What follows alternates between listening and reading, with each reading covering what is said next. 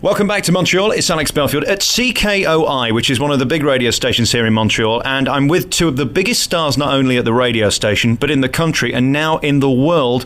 Mark, how are you? Very fun. And yourself? I'm delightful. And of course, Sebastian. Hi, how are you? Now, people may go, why am I talking to you? Nobody's heard of you. But then I say the words Sarah and Palin, and suddenly people go, now we know who they are. What a tremendous couple of months this has been for you guys. It couldn't have been bigger. You put a prank call into probably the most famous woman in the world during November, and everybody wants to talk to you. For us, the Masked Avengers, in the last months, the last years, we've pranked a lot of people, including Mick Jagger, Ozzy Osbourne, Paul McCartney, especially in the UK. But now it's Sarah Palin. It's around the world, as you said, and we've been making about 400 interviews in the past 5 days. So we didn't sleep much, and right now we're trying to hold on. And the weekend is coming up, and it's going to be a great rest for us. Tell me, Sebastian, for you, why this has become so famous, because you have interviewed and spoken to and pranked some of the biggest people. I think it's because it's a politician. They should know better. And what you so cleverly did in this was prove that the woman was stupid, thick, didn't know what she was talking about, didn't even know the names of politicians. What a clever thing for you to do.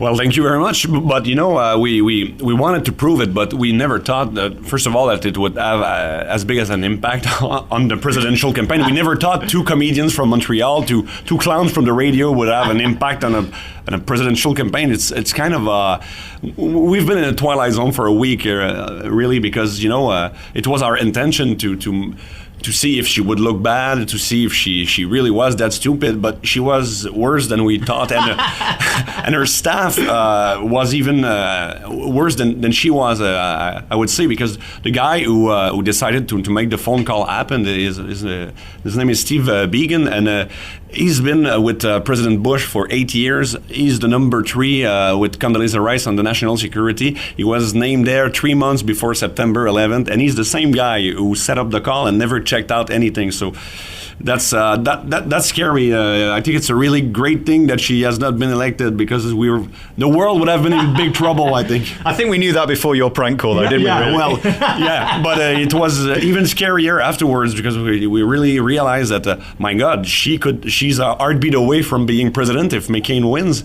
And if she's president, we're all, I don't want to use the word fucked, but we're all in really big trouble. Yeah, and we will be if we put that out, especially bearing in mind our recent scandals with prank calls, which we'll come to later. Mark, let's start at the beginning then. How does this work? Firstly, you find a target. Mm-hmm. How do you get the contact number?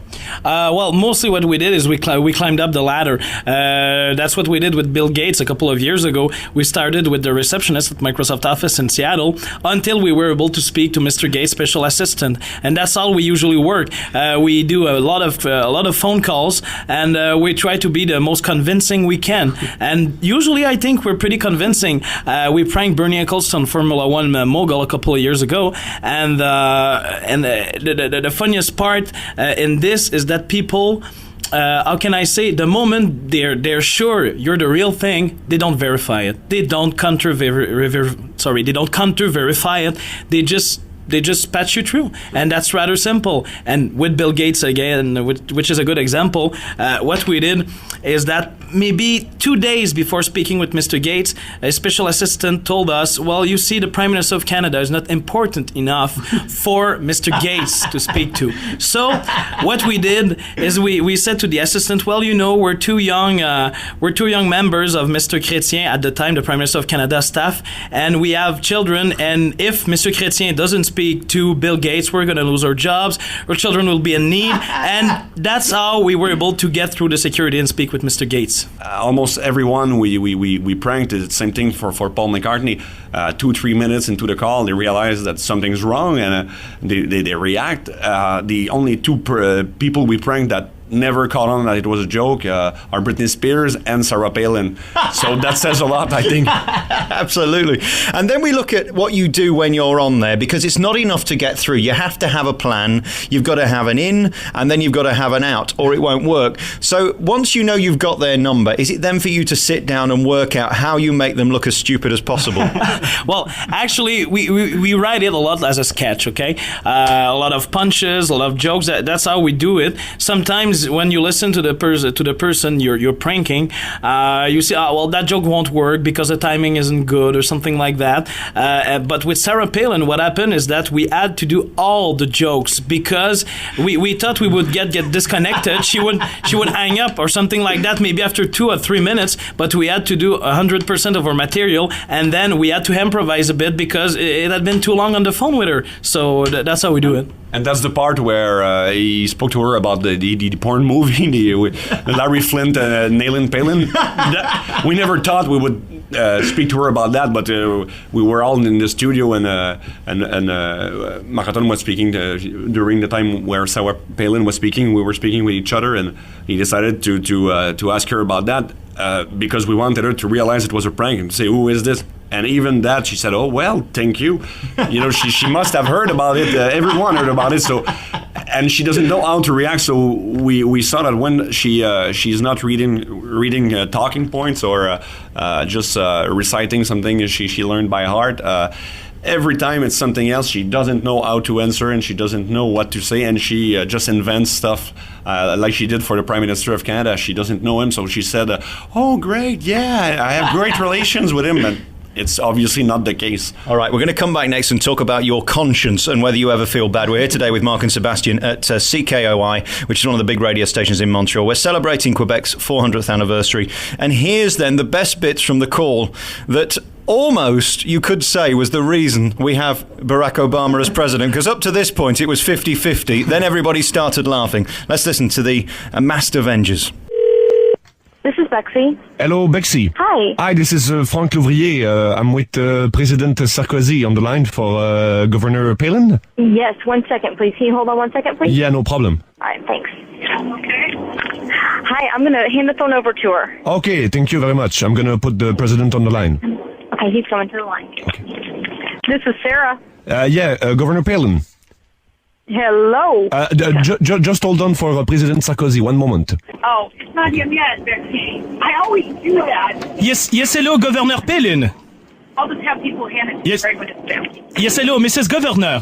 Hello, this is Sarah. How are you? Fine, and you? This is Nicolas Sarkozy speaking. How are you? Oh, so good. It's so good to hear you. Thank you for calling us. Oh, it's a pleasure. Thank you, sir. We have such great respect for you, John McCain and I. We love you, and thank you for spending 2 minutes to talk to me. I followed your campaigns closely with my special American advisor, Johnny Hallyday, you know? Yes, good. Personally, one of my favorite activities is to hunt, too. Oh, very good. We should go hunting together. Exactly. We could go try hunting by helicopter like you did. I never did that. Like we say in French, on pourrait tuer des bébés phoques aussi. Well, I think we could have a lot of fun together as we're getting work done. I just love killing those animals. Take away a life. That is so fun. I'd really love to go as long as we don't bring Vice President Cheney. No, I'll be a careful shot, yes. Some people said in the last days, and I thought that was mean, that you weren't experienced. That's the thing I said to my great friend, the Prime Minister of Canada, Steph Cars. Well, yeah, when you come into a position underestimated, it gives you an opportunity to prove the pundits and the critics wrong. Thank you very much. You know, my wife Carla would love to meet you, even though she was a bit jealous that I was supposed to speak to you today. Well, give her a big hug from me. Good. I really loved you. And I must say something also, Governor. You've been pranked by the Masked Avengers. We are 2 comedians from Montreal. Oh, have we been pranked? And Hello? If one voice can change the world for Obama, one Viagra can change the world for McCain. I'm sorry. I have to let you go. Thank you. Yeah! Woohoo! You couldn't make it up, could you? One of the most powerful people in the world at that point, hundreds of people around her, and still the guys from the Masked Avengers got through. They're from CKOI radio in Montreal. I want to talk to you about your conscience, because is there ever a point where you think, this person perhaps isn't as bright as me? I'm not talking about Sarah Palin, of course. And you think, actually, this is cruel. Not really, honestly, because we prank people with who have a lot of power all the time. We don't attack people who don't deserve it, if you want. And in the case of Miss Palin, we cannot have pity for her because she could have been the most powerful woman in the world as vice president, and maybe could be president with she has control of the nuclear weapons. And when a person like this could put even the planet in danger, and you make her look stupid, and maybe you ruin a bit of her of the end of the campaign. She deserves it. In the case of Britney Spears, it was not the same thing. It didn't harm her. It didn't do anything wrong for her. It made her look stupid, but she has 50 million in her bank account. It's not really important. Mark, isn't it true that in this business, if you don't know what somebody's saying to you, the first rule is ask and don't agree, especially if you're a politician. To go along with someone who you're not understanding is so stupid, and it's rule one of PR, isn't it? Yeah, I think it is, but mostly with interviews like the ones she did with Katie Couric and all, I think that asking all the time what this or that meant made her stupid a lot. So I think that she was afraid to speak about her ignorance, and that's why mostly I think it made a great prank, because she wanted to be sure that the president would be pleased. and actually a lot of people on the internet said that she sounded a lot like a groupie in front of NSYNC or the Backstreet Boys or something like that, and I think that's true. She seemed at the time to idealize so much Nicolas Sarkozy and the fact that he was the president of France. She wanted so much to have somebody backing her at the international level that she was, ready to do anything or say anything to please the president. And I think that's really dangerous. And because of that, I think I'm really happy that the Obama team won this race. And then we look at you generally, and I'm not doubting your talent or your comedic ability or who you are and your success, but you should. You should be. We are all the time. Well, you said you were two clowns, but you're two very clever clowns. The point being, could I have got through to Sarah Palin the day before the election being English and not with a French accent? Do you think that helps you to get through? It can, yeah, but if you had called from Great Britain and said you were, for example, I'm former Prime Minister Tony Blair, I want to speak to Sarah Palin, you would have gotten through. You really believe that? I'm sure. I'm really sure. Yeah, because her people were so incompetent when we called her office in Alaska, because there were still some people working for her there. They asked us 3 times to spell the name of the French president. They had no idea who he was. So that's not true. I swear to God, it's true. Even worse than that, in the press release after the call, where they said, yes, we've been pranked, we're honored to be, they spelled the name of the president, Sarkozy, wrong. They put an H there. It's just incredible. The mayor of Montreal, who has no power and has a better team around him than hers, and that's pretty scary to see. To learn. Because we never put atomic weapons into the hands of the mayor of Montreal. We would never do that. So imagine Sarah Palin.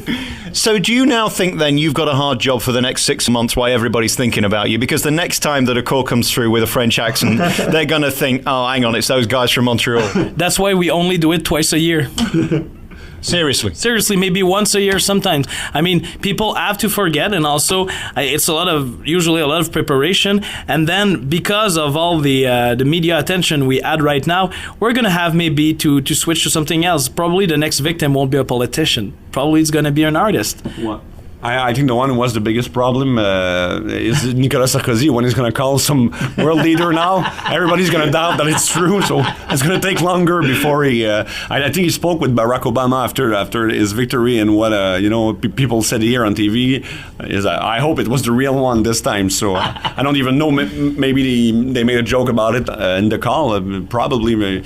Because, it's going to be tough for him to call some people now. I think I heard something different, saying that this time they didn't even spoke. They exchanged messages, to be sure. And it's not a joke. I'm serious. That's what I heard on CNN. Are there any rules about ringing politicians and pretending to be someone else? Because it is a pseudonym and you are cheating some people in some way. Well, usually, first of all, we always say it's a joke. First of all, at the end, we always say it's a joke so that people don't make diplomatic decisions. But if I murdered you and said, oh, it was a joke, it wouldn't make it right, would it? Well, depending who you're murdering.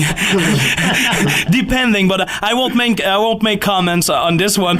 But still, I think that, first of all, if you prank someone, at least it has somebody who has the ability to defend himself or herself. First of all, attacking an 80-year-old actor, I don't think that's really that's not very gentleman actually, especially with the terms that have been used. But still, maybe the crank call was funny for some people, so that's a judgment call, depending if you're doing trash radio or you're doing real comedy bits. And we did calls that went a bit wrong, in the sense that the call with Nicolas Sarkozy, he hung up on us before we could tell him it's a joke, and we made a gag about the fact it's a French movie called Le Dîner de Con, Fool's Dinner or whatever, and then we invited him to do a Fool's Dinner with George W. Bush and our Prime Minister, and he was pretty mad. He hung up, and so it can happen, but the laws here in Montreal, because we checked it out a couple of years ago just to be sure, and our bosses checked it out. When one of the two parties knows that the call is being recorded, it's legal to air it, except if we're calling an unknown person. But when it's a public person, it's news, and there's news material in it. There's nothing they can do, and I think that should be the rule everywhere, because you are living on the edge, though, and there's always a risk that you could go too far. And certainly in Jonathan Ross and Russell Brand's case, would you have expected to be fired if you'd have done that here and with the same context? One resigned, one's been suspended. One resigned. Well, if we can relate, because I think the actor there was playing in Fault Towers. That's why the big it was a sitcom, yeah, and it's been watched for like 20 years, something like that. And it's like if for Sebastian to really understand the question, it's like Jean-Pierre Ferland or something like that. Mm-hmm. If we said to Jean-Pierre Ferland here, I just fucked your granddaughter. Je viens in French, je viens juste de fourrer. So I don't know. I would have never done it. But if you did it, would your bosses let you get away with it? With the personal element in it and the context, I think we would have been fired. Yeah, yeah. There was one occurrence here in our show. It wasn't with a celebrity, but we called a store live, and the owner was Anglophone in Montreal, and there's always a big debate if we have trouble being served in French, and so there's some tension there, and the guy immediately didn't know he was on the radio, and he said, "You fucking frogs," and we went a little berserk, and we gave out his phone number on the air. It was a store, and we said he's a racist. It's the exact same thing that if he had said, he had used the word like nigger or a fucking Jew, it would never be accepted, and he would have been in big trouble. But we got in trouble because we gave his number, and we said he was racist, so he sued us because we said he was racist, and finally the case was dismissed because it's not racism, but why is it? Why should we accept it if it's a fucking frog and not if it's another thing? So well, more than that, I mean, it's all about a thing of I think the age is important in that case. When we spoke to Jacques Chirac, I think it was something like 72 or 73. We wouldn't have said things like that to Jacques Chirac, not because he's the president of France, but mostly because it's an age thing. If I say something to a 30-something year old, I mean, I know he can assume those facts. He can. He's gonna surf on it, and it's not a problem, even to Nicolas Sarkozy. But I mean, to how can I say, to attack like that an old man, even if it's funny, I know it can be funny, but still, I would never have done it, and I think it's the same for Sebastian. Thank you very much for talking to us, guys. We're going to let you go because you've got to get on air in literally a few minutes. CKOI is the big radio station here in Montreal, and you're two massive stars that have become internationally renowned, and this is going to be your calling card forever, because this was probably the biggest election in history, and you were part of it. How fantastic is that? Sebastian and Mark, thank you very much for talking to me. It's been a pleasure, Alex. Thanks a lot. Pleasure.